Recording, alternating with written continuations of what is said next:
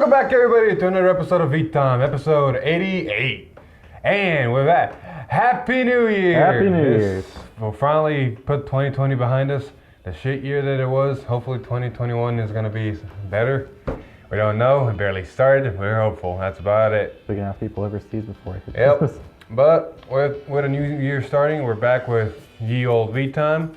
We didn't do it for Christmas. We took a break, so we're going to cover 2 weeks of worth of leaks. And then a surprise ending leak to start off 2021. Bushy, why you do this? Starting strong. I know, right? Very strong. But before that, if you're interested in buying any cards from TCGplayer, please use our affiliate link down below. Your purchases through that link help support the channel, so we're bringing more great videos straight to you guys. And with that scripted part of the way, let's go straight into the first week's leaks. Starting us off strong with Mega Colony and their support cards and main unit. So, we got Mutant Gentleman High Class Moth.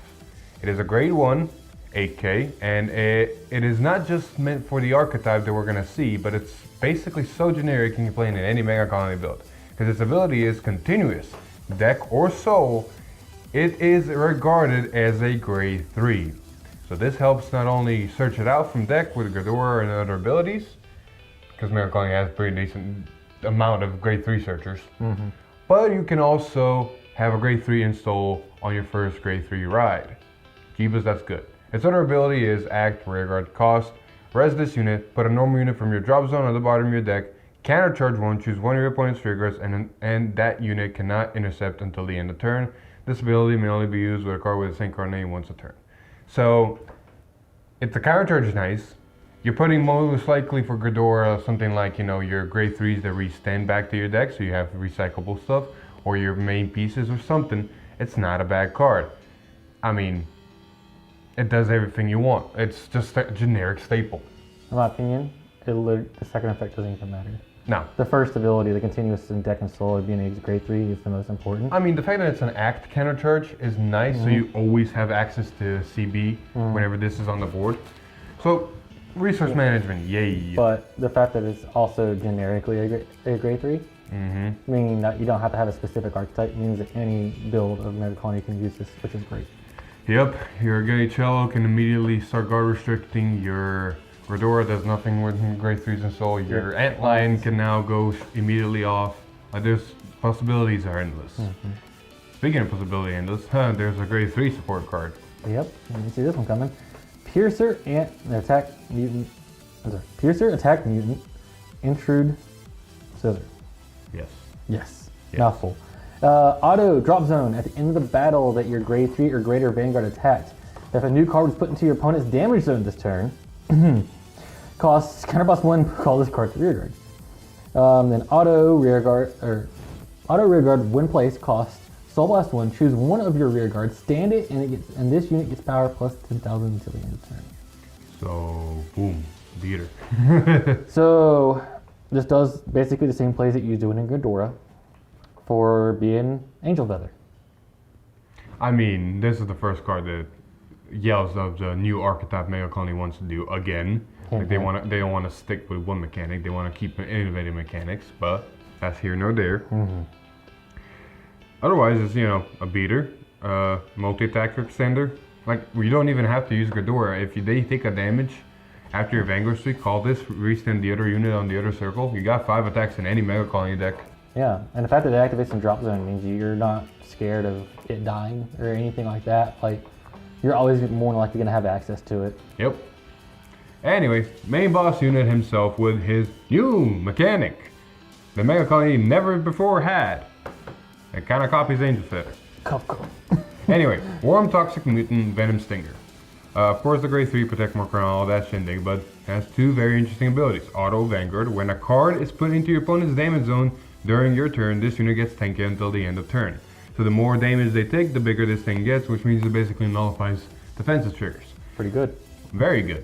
But you're not going to just wait for your opponent to take the damage, and if they're at 5, they're not going to take damages. How do you activate this ability? Well, Auto Vanguard, when it attacks, counterblast 1, put a rearguard into your soul until the end of battle, even if a trigger unit is revealed from your opponent's damage deck, that trigger effect does not activate, and you perform the same trigger effect as the card's trigger effect. Then cost Soul Blast 1 grade 3. Choose up to 2 cards from your opponent's damage zone, put them into his or her drop zone, and deal 1 damage to your opponent's Vanguard for each card put into his or her drop zone. This is a combination of Angel Feather or Brent.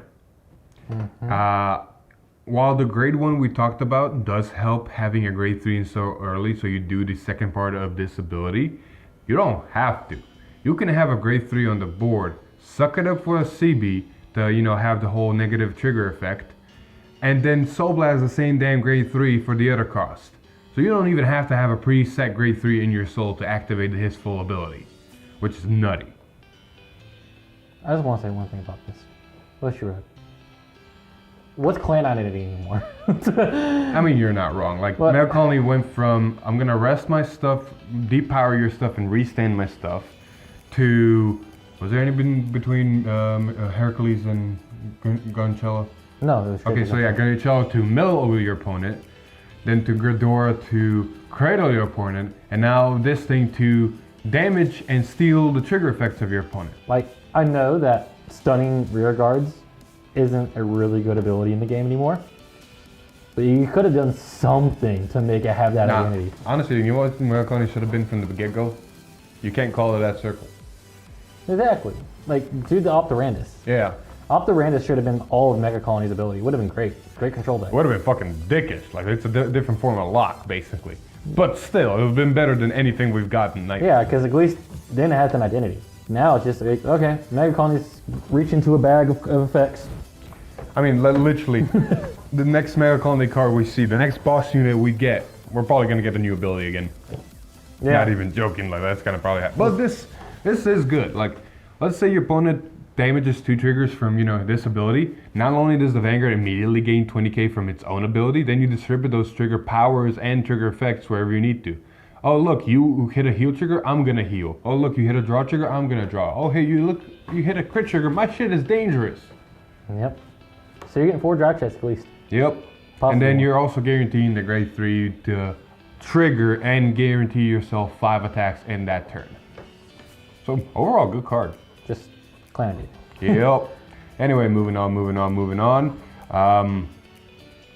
Remember that time we saw Fromage, but then we saw the support cards? Yeah. Well, Busher decided, we're starting showing it, but not all of it, just one by one. Yeah. This would have been great, when we tried to play the deck. Yep. Might have made a difference. Yep. So, Battle Sister, Torah? It's all you, man. Battle Sister. It's a grade 1, auto Vanguard rearguard. When placed, reveal the top card of your deck. If it's a card with Battle Sister in its card name, you will put that card into your hand. This ability is a hard once per turn. Auto rearguard once per turn. When you look at the top card of your deck due to an effect during your turn, you may have this unit get power +5 until the end of the turn. All right, before we even talk about the effect, I'm gonna straight up point out that people probably either noticed or have not noticed. New Year's was fun, so I'm hell exhausted. But I still read the cards clearly. What the hell is happening with you? Life. Jesus Christ. Man. Anyways, so you get power from looking at the top card of your deck, kind of like a weaker Amaterasu. Yep. And you get the add Battle Sisters if you get the reveal. I mean, if you don't get a Battle Sister from the top, it stays on top, so you know what's on top. Mm-hmm. On the other side, it's like, all right, I'm going to place it, I'm going to reveal the top card, maybe add it, and then I'm going to immediately gain 5k from my own ability. Yeah. I mean, if it stays on rigor after the fact, and you add any other ability, then it gains again, but for the simple fact of just place, it's basically +1 5k immediately. And more than likely, it's always going to be a 13k attacker or booster. Yep. Throughout the game. Probably more because of Homage. We would love to see the other Battle Sister support, but that's for later, because they don't want to decide to drop it immediately. They want to drop first stuff like Angel Feather, Malkeith, and all that. And its support cards. And boy. Jesus Christ. Alright, so you guys remember when we talked about that one Angel promo not too long ago where it made no sense putting normal units on top? Well, now it makes all the sense. Yeah. Anybody who knows Malkeith's ability knows exactly what I'm talking about, but let's go through the support cards and we'll start seeing a pattern. For example, Persistence Angel. Act rearguard once per turn.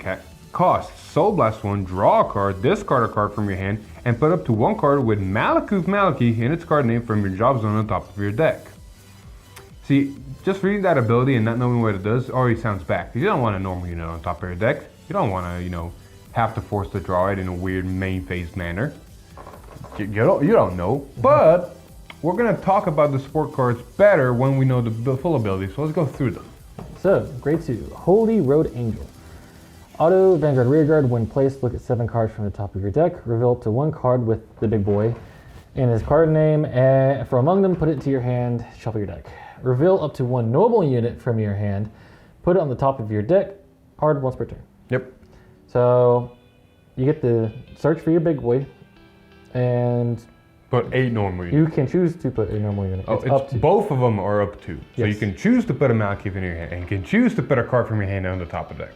So overall, it's probably just a straight +1. Mm-hmm. It's good. All right, now let's make a little bit more sense of why the promo and these two are what they are. Mm-hmm. Salafil Aider Shin Malakuf Malaki. That's a mouthful. Big boy himself. He's here, and just the first ability alone answers all the questions and makes the other 2 abilities not so relevant. Mm-hmm. Auto, when revealed for a damage check, if your Vanguard is Arc-Aider Malakuf Malaki, discard a card from your hand and ride this card as stand. I'm going to read the other two real quick. Continuous Vanguard, during your turn, if you have 2 or more protect markers on your circles, all your front row units get power 10k. Continuous Vanguard, all your units on rearguard with a protect marker cannot be retired by any player's card effect. Alright, protect markers aside, that first ability makes a hell of a lot of sense why you want normal units on top. Because if anybody knows and remembers, the original Arc-Aider Malakif, his effect is on place, counterblast 2. If your opponent's grade 2 or lower, you deal them a damage. If they're grade 3 or greater, you heal damage. And then because of that heal, the secondary ability is Soul Blast 1, call 3 rearguards or 3 units from your drop zone to rearguard, plus 5k to 3 front row units. And then if you did the ability, take a damage. So you heal, you take. It was a back and forth. With this thing out, basically you use any of the support cards, the grade 2, the grade 1, or even the promo. You put the new Malakif on top. You activate the old Malakif's ability, you call a board, you bump the board, and then you take a damage. Because this hits damage zone, or damage check, his ability will activate, you ditch a card, ride the new one, get a protect marker, and plus 10 to the front row because you probably already ridden once. Not only did you bump your board and get a new Vanguard, you didn't take that damage. The Malakif that was supposed to go to damage is now on Vanguard. So you've effectively healed one in that turn. This is amazing. Yeah, the fun part about this is it's not restricted to Malakif's effect to do this. So you can use cards like... any of the Gabriel support? Any of the Gabriel support to basically heal or remove a damage, then damage check him and technically just heal 1. I mean, yeah, you're not wrong. Like you got the grade 2 triple rare, which was literally counterblast. Add a face down card to your hand and take a damage. Oh look, I literally just healed one by adding a card to my hand as well. Like overall, this is an amazing effect, and just the way this deck just combos is insane. Yeah, and then on top of this, you're generating a lot of protect markers, and you're getting power now because of your protect markers. So you're getting pseudo front triggers to take to your front row, and then your opponent can't even touch them. So a little bit context to the other 2 abilities. 10k to the front row, that's just the power buff for 2 protect markers. That's basically 20k to the front row if you did the full combo, because not only does the OG Malakif give the front row units 5k, they probably have protect markers, which is another 5k, and this is 10k to the front row, which means that's 20k overall to your rear guards in the front row. The other ability, the units on a protect marker cannot be retired by any player's card effect. It's not only for defense, because anything on a protect marker, if it gets blown up, it's basically useless if it's on a protect marker. But it also helps with the old Malakif support, with the Aider grade 2 and 1, whose both abilities, when used, retire themselves. This effect basically stops them from getting retired, and instead leaves them on board and still utilizes their full effect. So it's a nice combo with the old support. Now, before we go to the next card, I want to mention something that a lot of YouTubers and all shenanigans are probably mentioning, but a lot of people don't understand the full story. People saw this and immediately went, Malekith, new Malekith, Valkyrion. On paper, that was a good theory, because you'd call a Valkyrion from drop, ride the new Malekith, put a protect marker. Valkyrion couldn't get retired by its own ability, which means you basically have a 70k beater who basically gained 20k from all the effects, so it's a 90k on its own without boosted. That was not a bad idea. There's a problem though. That unfortunately does work, but ends the game in a draw, because this is what happens. Whenever you call the Valkyrion, Valkyrion has an auto ability that says, when on a circle or a regular circle thing that does not have an astral plane, retire this unit. Malekith says, if it's on a protect marker, cannot be retired by any player's card effect, so you're not even Valkyrion's own card effect. But because the Valkyrion's effect is an auto ability, it triggers again, because it's when it's on a circle without an astral plane, and it's constantly on a circle without an astral plane. So it wants to retire itself. Malekith does not allow it. It wants to retire itself. Malekith does not allow it. It wants to retire itself. Malekith does not allow it. This ultimately forms an infinite loop. And because it's an infinite loop of a triggered ability that keeps triggering, you can't get to the next phase, to the next step, to the next ability. And there is a comprehensive rule, 12.1.1.1, which states, it's going to be correctly written down here, but if nobody can stop an infinite loop, the game ultimately ends in a draw. So while you can do this combo, it's pointless. It's not pointless if you want to just be that asshole who just wants to go in and rob everybody in a tournament of their wins. If you can do that, don't be that guy. Yep.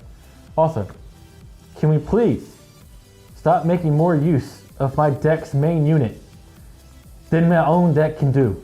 I mean, Gear Chronicle utilized it for Bind Zone. Nubatama utilized it for power-ups. Malekith is utilizing it for drawing the game out, literally. Yeah. Blame your own card from being a Cray Elemental. Why are they gotta be? We're moving on. Anyway, that was a nice rant. Oh, well, no, we forgot one more thing. Oh. Promo. Yes, promos. Because, you know, couldn't give Shadows more support. Yep. So, Abstruse Knight. Gallmark. I'm the foreigner here. Look, man. English. That's your first language. I blame, what is it? What did Hector say? The American educational system? That.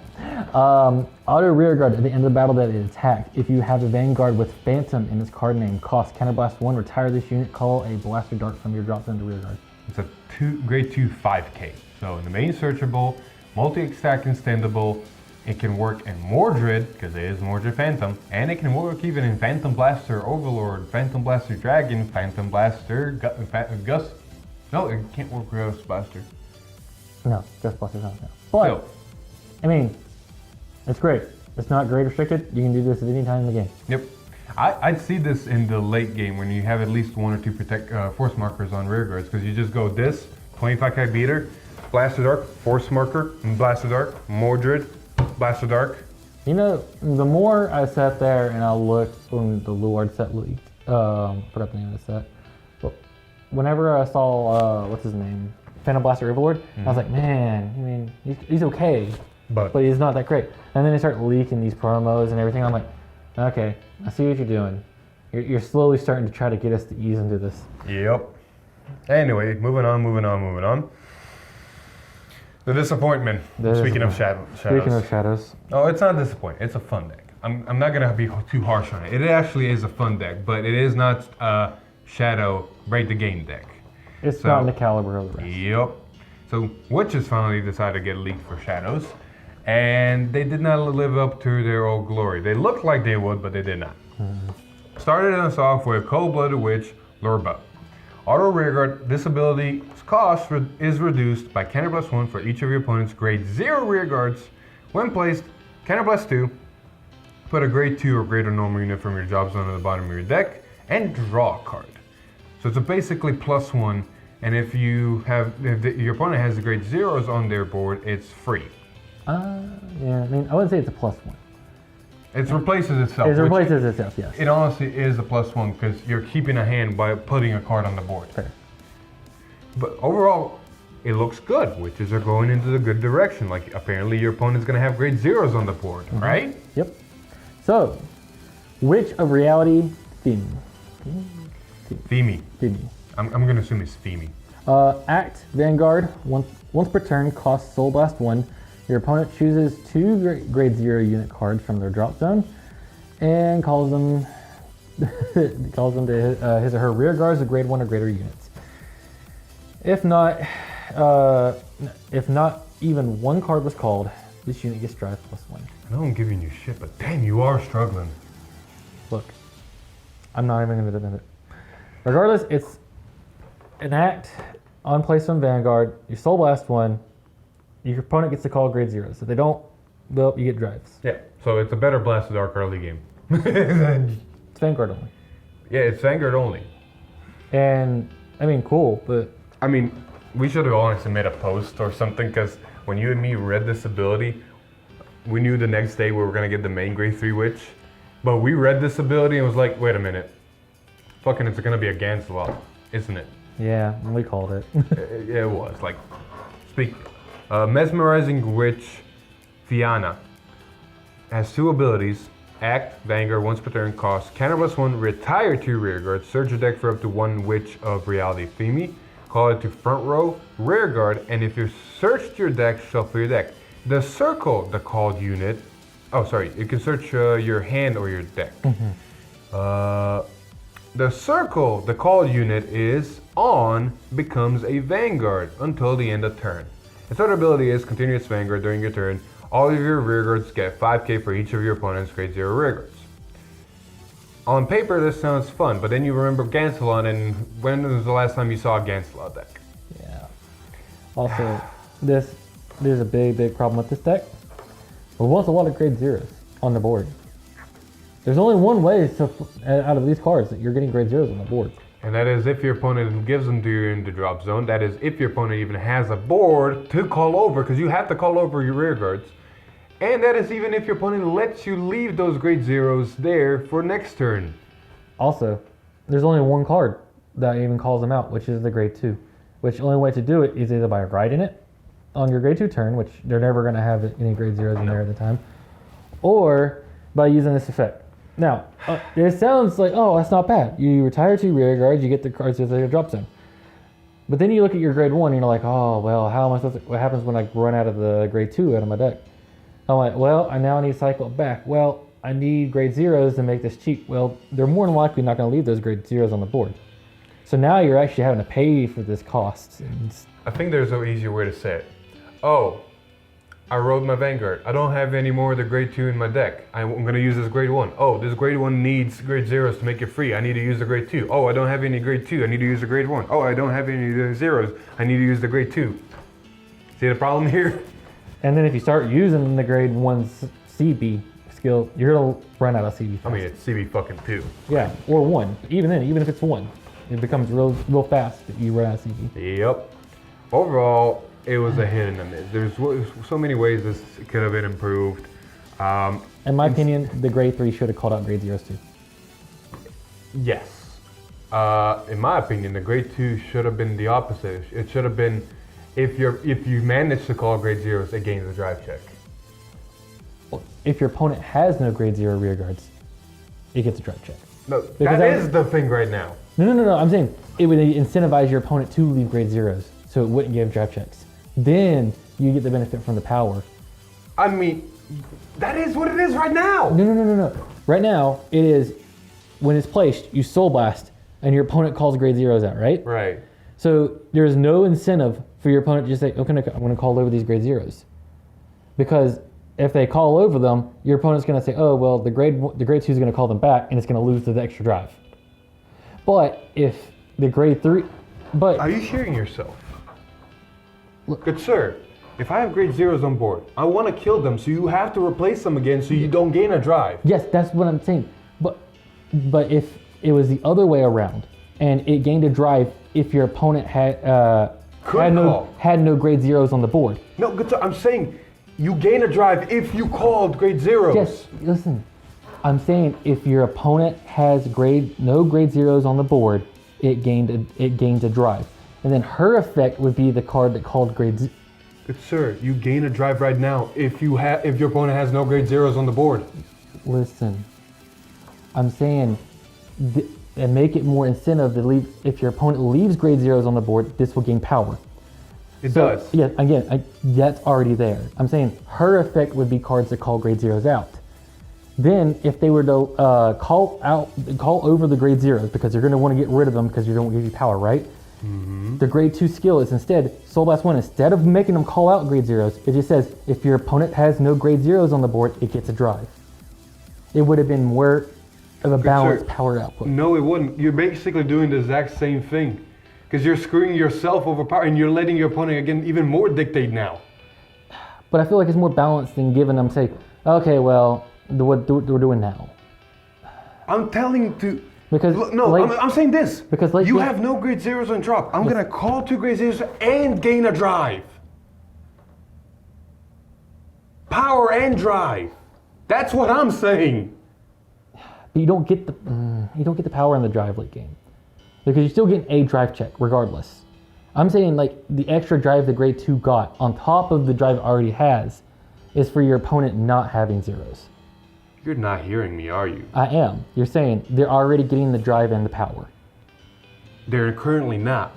I'm saying it should have been that. Yes. Fair. I'm not crazy, am I? He's something's wrong with him, isn't it? You guys are seeing this, right? Anyway, last little bow on this card. In all honesty, regardless of the grade 2, a full mechanic should have been calling grade zeros from the top of your opponent's deck, top 7 or something like that.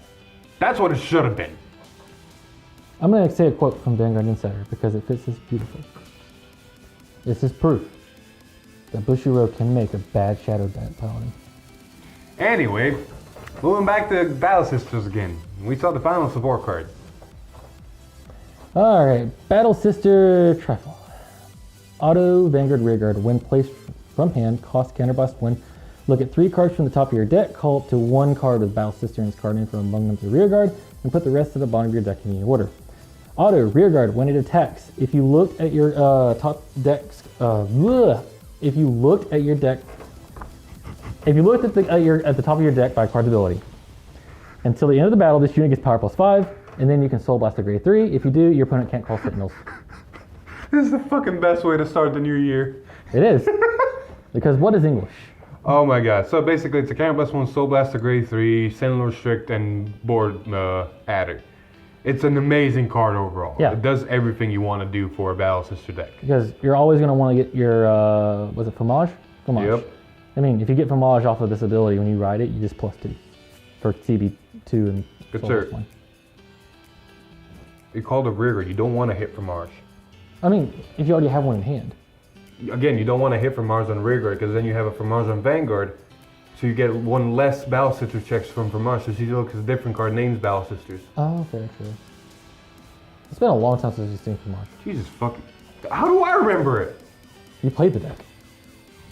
You played? No, you didn't play against. Yeah. Fair. I will. Fair. Anyway, Ooh. that was it. We Yeah. got Manaconi. We got Alcator. We saw Tuesday stream of this week for Witches. Witches. And they announced no Friday stream because of New Year's. Wait. Bushiro said, fuck that. We're not doing a Friday stream, but we're going to do a surprise card of the day. What now?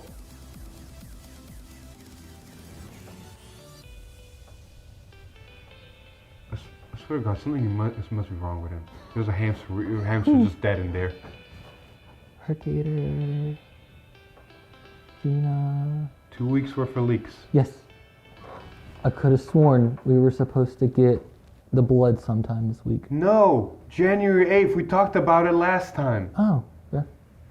Jesus fucking Christ, dude. Anyway, starting 2021 off with a bang and a surprise big unit leak. 6 Flowers of Phantasms, Shirayuki. They dropped this with no support, just her herself. Oh boy, how to start 2021. She has 3 abilities and she just 2 abilities. And she just reminds me of, you know what she reminds me of? Of your fucking Genesis Dragon. It is 3 abilities. Is it? Oh, yep, it is 3 abilities. I was correct. Hey.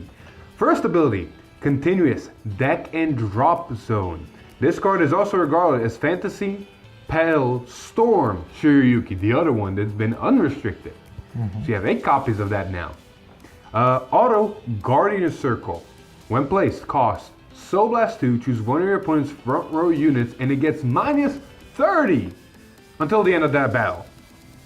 And then last but not least, Auto Vanguard Rearguard. Once per turn, when your unit's attack does not hit, if you have a Vanguard with Shirayuki in its card name, cost +1, choose one of your opponent's front row units, and it gets -10 until the end of turn. If this unit is on Vanguard, you may call a card with Shirayuki in its card name from your drop zone to open rear. So, oh boy, a lot to unpack here. First off, the defense. The whole call it from, to Guardian Circle, negative. It's a crit Sentinel that goes around Sentinel strict. Thank God it's not until the end of turn. That if it wasn't until the end of turn, that would have been broken. Yeah. That would have just straight up broke the game. Again. But yeah, Shirayuki. but Soul Blast 2 for a crit Sentinel is pretty good. And then, counts it in deck and drop zone is the other one. So your old support for Shirayuki work. You can search her out with the grade 2. You can put her back to your hand with the grade 1. And you can even put her back into your hand with Shirayuki herself from the old one. So, yay.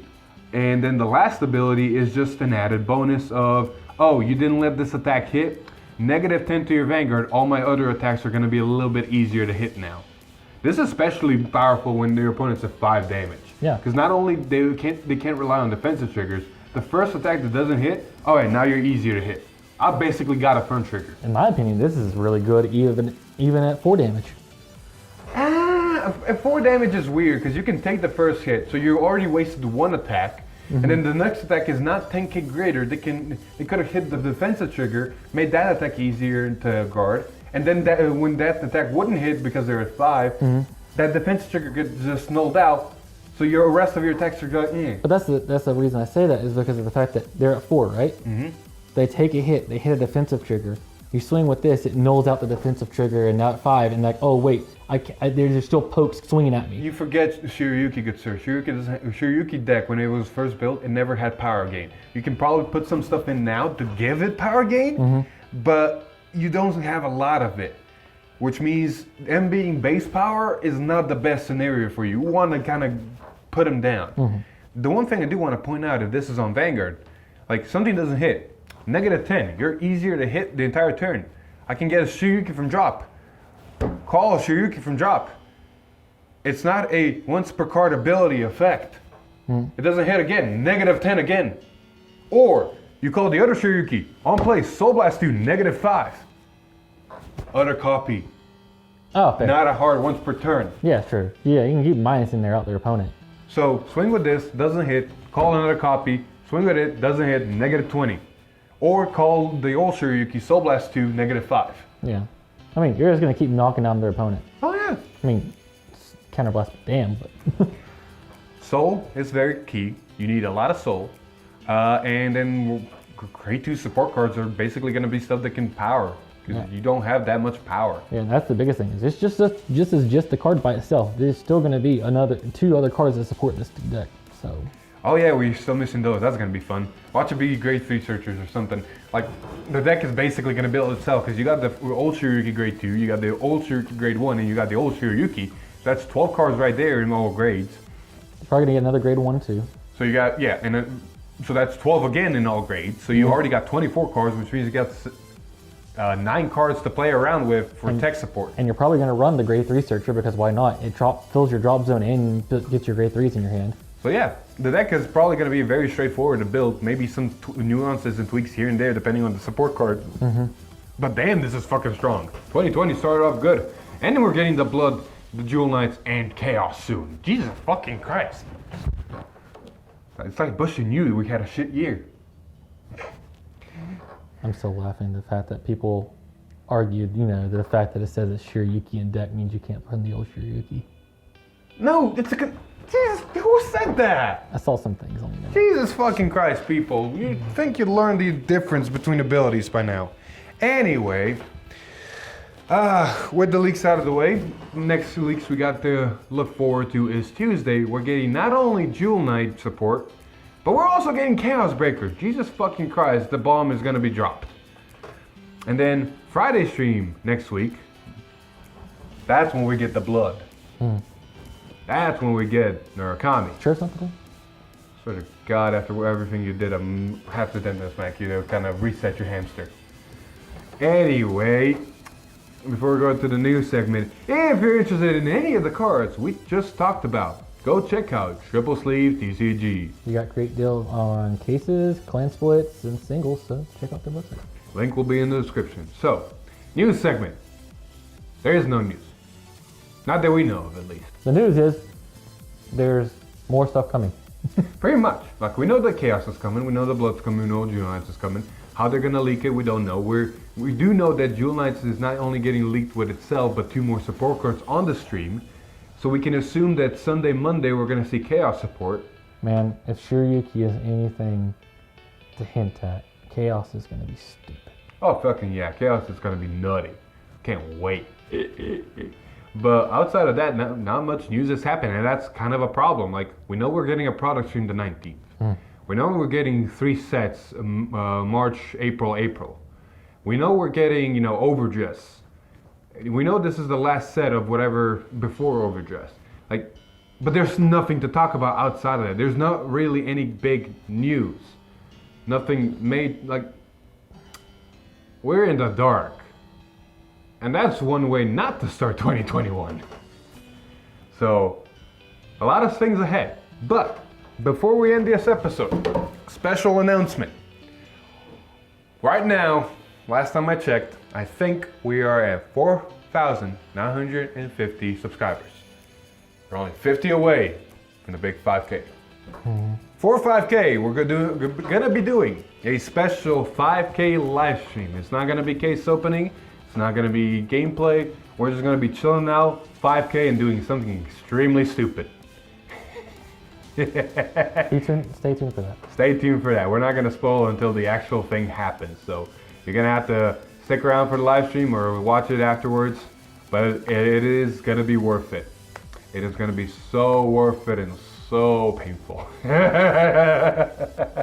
not ready, are you? Nope. I don't think anybody's ready for it. But yeah, live stream is currently scheduled to happen January 11th. We're going to be making more updates as the time gets along. But mark your calendars and get ready because we're going to have a blast. Thank you everybody who has subscribed. We would not have been here without you guys, in all honesty. Like, you guys made all this happen. So, with that nice bow, 2021 has happened. We got a lot of stuff to look into the future. We're good, on a good roll so far. So let's keep this going. So thank you everybody so much for watching. This was episode 88. If you liked the video, please leave a like, share with your friends. Comment down below what you think 2020 has in store. Other than that, if you like what we do, subscribe to the channel, ring that bell to get notified. Maybe follow us on Facebook and join our Discord. But with that, I've been Philip. This is Alex. And one last time, Happy New Year. We'll see you in the next one. Bye. Woo!